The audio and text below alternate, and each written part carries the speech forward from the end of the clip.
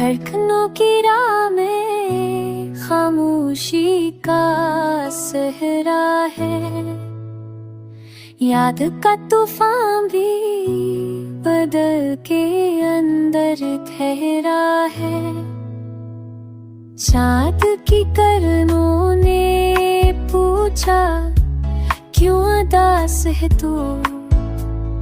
मैंने कहा, महबूब की दूरी का बस भरा है।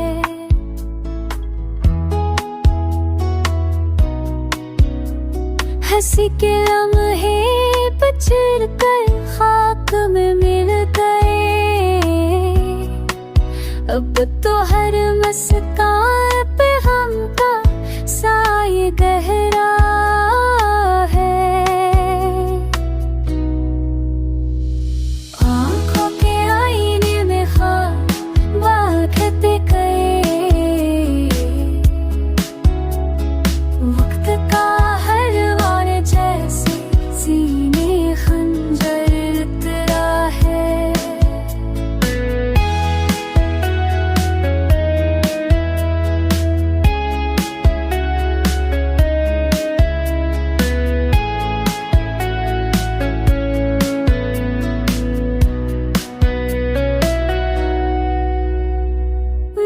कित हम में भी गम को ही पा लेता हूँ।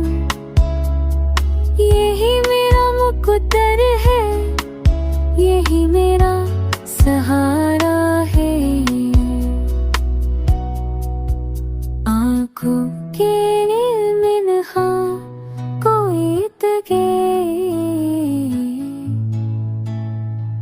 वक्त हम जैसा सेरे खंजर भरा है।